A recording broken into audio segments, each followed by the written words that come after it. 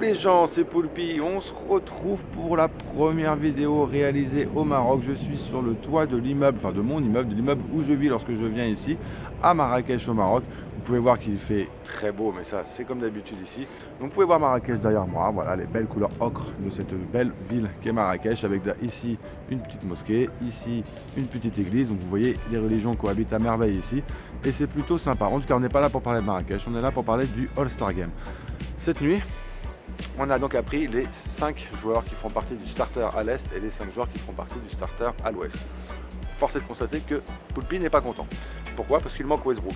Voilà, tout simplement. Donc j'avais envie de faire une vidéo parce que j'étais pas content. Je trouve ça inadmissible qu'un mec comme Westbrook ne soit pas aujourd'hui sélectionné au All-Star Game. Donc on va d'abord parler de l'Est.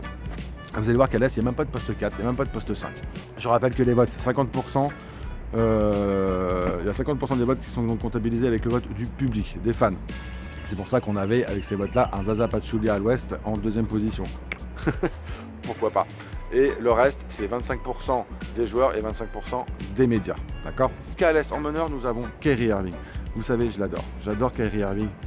Je suis super content qu'il soit sélectionné. Je ne vais pas me plaindre. Mais est-ce qu'Asia Thomas ne méritait pas plus la place? Vu la saison qu'il fait, vu surtout les derniers matchs, ce début d'année fabuleux qu'il fait. Pour moi, Isaiah Thomas avait quand même plus sa place. Mais bon, c'est pas un scandale non plus que Kyrie Irving soit, dans le starter. Il mérite sa place. En tout cas, en poste 2, nous avons DeMar DeRozan. C'est mérité aussi. J'ai pas grand chose à dire de ce côté-là. En poste 3, nous avons donc LeBron James. Que dire de plus?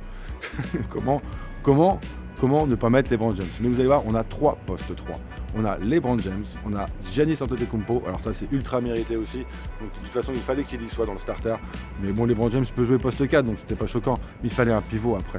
Là on avait un beau poste 1 avec donc Kyrie Irving, je répète, un beau poste 2 avec DeMar DeRozan, on avait donc en poste 3 Giannis Antetokounmpo, imaginons, en poste 4 LeBron James, qui peut franchement jouer en poste 4, ça lui arrive aux Cavaliers, donc il n'y avait rien de choquant là-dessus, et donc on s'attendait tous à un pivot, normal, et un certain Embiid, je pense, qui avait quand même plus ou moins sa place dans les pivots à l'Est, ou un Whiteside, peut-être, même si avec Miami ça pue, je pense que Whiteside ou Embiid avaient leur place. Et ben non, ça sera Jimmy Butler.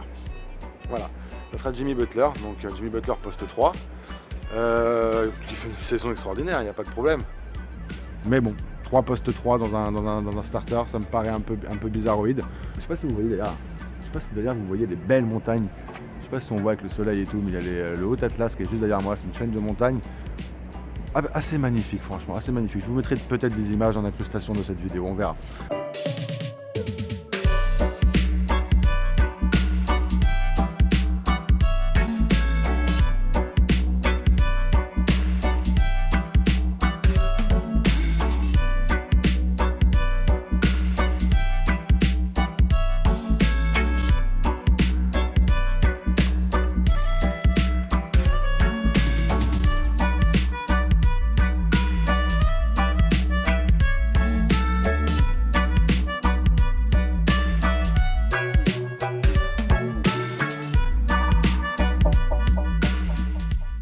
Donc j'en étais rendu à l'Ouest. Alors l'Ouest, Anthony Davis. Mérité. Je pense que là, il n'y a pas grand chose à dire. Anthony Davis a largement sa place. On a Anthony Davis. Après, on a Kevin Durant. Poste 3. Après, nous avons Kawhi Leonard. Il a largement sa place et le mec, c'est un monstre. Rien à dire dessus. Ces 3 postes-là, bon, ok, d'accord. Il n'y a pas de pivot, mais bon. Pareil, Anthony Davis peut jouer à un poste 5, donc à la rigueur, ça peut encore passer, quoi. Mais alors maintenant, nous allons passer au scandale. Donc, James Harden a été évidemment sélectionné. James Harden, franchement, pour moi, c'est le MVP. Voilà, on est au mois de février bientôt. J'annonce d'ores et déjà que moi, mon MVP, c'est James Harden. Houston est 3e. Il fait une saison mais complètement hallucinante, le barbu. Franchement, pour moi, James Harden est MVP, donc forcément, il avait sa place au All-Star Game. Maintenant, le scandale, il arrive, c'est Steph Curry, monsieur Steph Curry, extraordinaire joueur, il n'y a pas de problème, double MVP, il n'y a pas de problème, tout ce que vous voulez.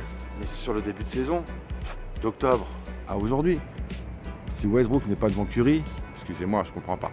Et donc Curry a été sélectionné à la place de Westbrook. Pour moi, c'est un véritable scandale.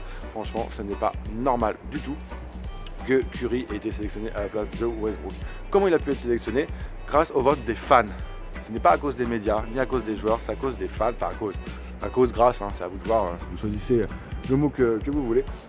Mais en fait, parce que avec les médias et les joueurs, donc 25%, je rappelle, des médias, 25% des joueurs, ils étaient à égalité. Harden, Curry et Westbrook. Et donc, c'est le vote des fans qui a fait la différence. Et les fans ont évidemment choisi Steph Curry devant Harden même et devant comment il s'appelle, devant Harden et devant donc Westbrook. Donc Westbrook, monsieur 1 million de triple-double.